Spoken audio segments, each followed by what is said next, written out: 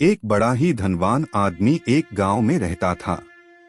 जैसे कि ज्यादातर पैसे वालों को होता है, इस धनवान सेठ को भी अपने पैसों का घमंड था। वह जिस गांव में रहता था वहां पर ज्यादातर लोग किसान थे। इन सभी किसानों के पास जितनी जमीन थी उससे कई गुना ज्यादा जमीन इस सेठ के पास थी। कई गरीब किसान तो इसके लिए इसके खेतों में काम करते थे। इसी गांव में मोहन नाम का एक बड़ा ही मेहनती और सच्चा किसान रहा करता था।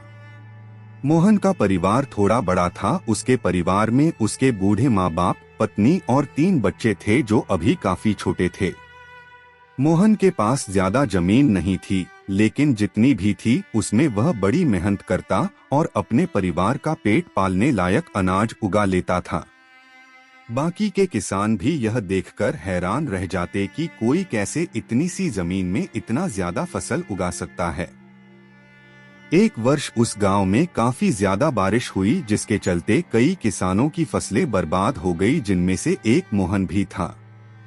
अब मोहन धर्म संकट में पड़ गया, क्योंकि उसके परिवार में उसके अलावा कोई और कमाने वाला था नहीं और अपने परिवार को भूखा मरते हुए वो देख नहीं सकता था। वह जानता था कि इस गांव में अगर कोई उसकी मदद कर सकता है तो वह वही घमंडी सेठ है, जिसने गांव के कई अन्य गरीब किसानों को या तो कर्जा दिया है या तो अपने यहाँ काम पर रखा हुआ है। हाथ पर हाथ धरे बैठे रहने के बजाय उसने इस सेठ के पास जाने का फैसला किया और एक दिन उनके पास पहुंच गया। सेठ के पास पहुंचकर मोहन बोला, सेठ जी, आपकी बहुत मेहरबानी होगी अगर आप मुझे थोड़ा सा कर्जा दे दे, जिससे मैं अपने खेतों में फिर से कोई फसल उगा सकूं, या फिर आप मुझे अपने यहाँ नौकरी दे दे ताकि मेरे परिवार को 2 वक्त का खाना मिल सके। घमंडी सेठ को उसकी इन बातों से कोई मतलब था नहीं, लेकिन गांव के सारे लोगों की तरह वह भी यह जानता था कि मोहन कितना मेहनती है और वह जिस भी खेत में काम करेगा वहां वह 2 गुनी फसल उगा सकता है। सेठ ने सोचा, अगर मैं इसे पैसे उधार देता हूँ तो शायद यह इस स्थिति में नहीं है कि मुझे वापस लौटा सके, लेकिन अगर मैं इसे अपने खेतों में काम करवाता हूँ तो मुझे जरूर दुगना फायदा होगा। सेठ मोहन से बोला, देख भाई, पैसा तो मैं तुझे दूंगा नहीं और मेरे पास अभी खेतों में काम करने के लिए कई किसान पहले से मौजूद है, लेकिन तुझ पर तरस खाकर मैं तुझे अपने खेतों में नौकरी देता हूँ, पर मैं तुझे इसके लिए ज्यादा पैसे नहीं दूंगा। बाकी किसानों को मैं 300 देता हूँ, मैं तुझे 200 ही दे पाऊंगा। मरता क्या न करता। मोहन ने सेठ की शर्त मान ली और उसी दिन से सेठ के खेतों में काम करना शुरू कर दिया। 2 महीनों तक नियमित वो सेठ के खेतों में जाकर कड़ी मेहनत करता और देखते ही देखते 4 महीने का काम उसने अपनी मेहनत से 2 महीनों में ही खत्म कर दिया। सेठ उसके काम से काफी खुश था, लेकिन वह कभी उसको यह जताता नहीं था। जब सेठ ने देखा कि उसका खेतों का काम अब खत्म हो चुका है, अगर वह मोहन को काम से निकाल देता है तो उसके 2 महीनों के पैसे बच जाएंगे, तब सेठ ने मोहन को काम से निकालने का फैसला किया। एक बार सेठ को ये विचार भी आया कि इतना मेहनती आदमी शायद उसे दोबारा ना मिले, लेकिन फिर उसने सोचा कि जब अगले साल काम आएगा तब उसे फिर से नौकरी पर रख लेगा। आखिर इस गांव में उसके अलावा है ही कौन जिसके आगे ये लोग अपने हाथ फैलाएंगे। एक दिन सेठ ने मोहन को अपने पास बुलाकर उसको उस दिन का पैसा दिया और साथ में यह भी कहा कि कल से तुमको काम पर आने की जरूरत नहीं है। अब मेरे पास तुम्हारे लिए कोई काम नहीं बचा है। जब मेरे पास काम आएगा तो मैं तुम्हें बुला लूंगा। यह सुनकर मोहन का दिल बैठ गया। पिछले 2 महीनों से कम ही सही उसके बच्चों और परिवार के पेट में अन्न का दाना जा तो रहा था, अब वह क्या करेगा। यही सोचकर उसकी आंखों से आंसू निकल आए। मोहन ने सेठ के पैर पकड़ लिए और गिड़गिड़ाने लगा, सेठ जी, मुझे इस काम की बहुत जरूरत है, मुझे मत निकालिए। अपने मतलब से मतलब रखने वाला सेठ टस से मस ना हुआ। उसने खरी खोटी सुनाकर मोहन को वहां से चलता कर दिया और मन ही मन 2 महीनों की तनख्वाह बचने से खुश होने लगा। अगले दिन जब सेठ सवेरे उठा और अपने आंगन में आया तो उसने देखा कि मोहन उसके आंगन में बैठा है।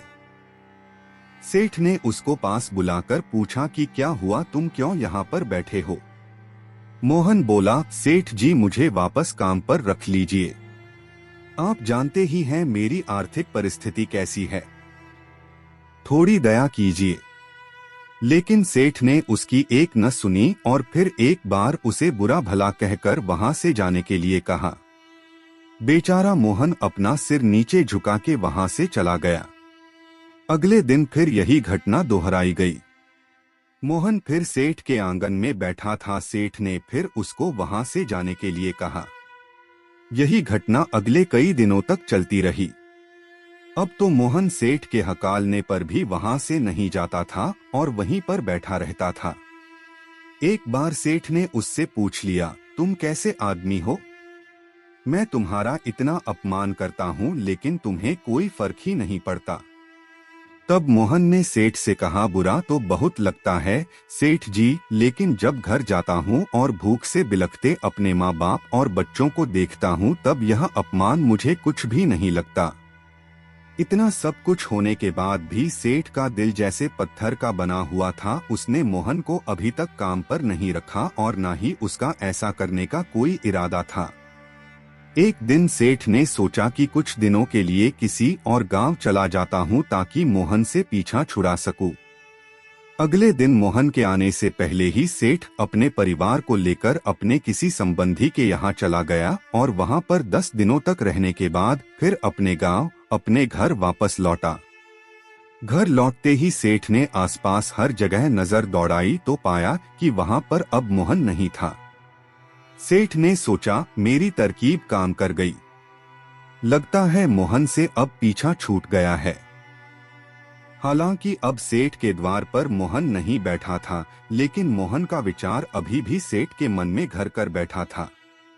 सेठ सोच रहा था, मोहन इतनी जल्दी हार मानने वाला आदमी तो नहीं दिखता है। उसके साथ क्या हुआ होगा? क्या उसे कहीं कोई और काम मिल गया होगा या फिर और कुछ?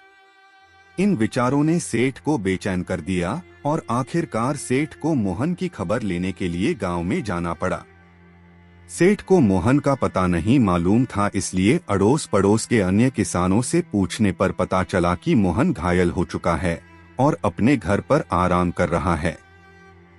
सेठ ने जब उसके घायल होने का कारण लोगों से पूछा तो सेठ को पता चला कि जब सेठ अपना घर छोड़कर किसी और गांव में गया था तब बंद घर देखकर कुछ चोर उसके यहाँ चोरी करने आए थे, जिनको रोकने की कोशिश करते हुए हाथापाई में मोहन चोटिल हो गया था। यह सब जानने के बाद सेठ का पत्थर का दिल भी अब मोम की तरह पिघल गया। सेठ को अपने किए पर पछतावा होने लगा। सेठ ने अपने आप को याद दिलाया कि कैसे उसने एक शरीफ और सच्चे आदमी को ज्यादा काम करवा कर भी उसको पूरा पैसा नहीं दिया और जिसको गले से लगाना चाहिए था उसे ठोकर मार कर भगाता रहा। सेठ मोहन का घर का पता पूछकर उसके घर पहुंचा तो देखा कि मोहन की घर की हालत बहुत खराब है। उसका परिवार भूख से बेहाल है और वह खुद अपने हाथ पैर पर चोट के साथ एक खाट में पड़ा हुआ है। यह दृश्य देखकर सेठ की आंखों से आंसू बह निकले। सेठ ने मोहन के पास जाकर उससे सच्चे दिल से माफी मांगी। उसको उसकी मेहनत के पैसे दिए, उसका इलाज करवाया और उसको हमेशा के लिए अपने यहाँ काम पर रख लिया। हेलो दोस्तों, आपका हमारे चैनल स्टोरी प्लीज पर बहुत बहुत स्वागत है। इसी तरह की और इंटरेस्टिंग वीडियोस देखने के लिए हमारे चैनल को सब्सक्राइब करके बेल आइकन जरूर दबाएं। Thank you.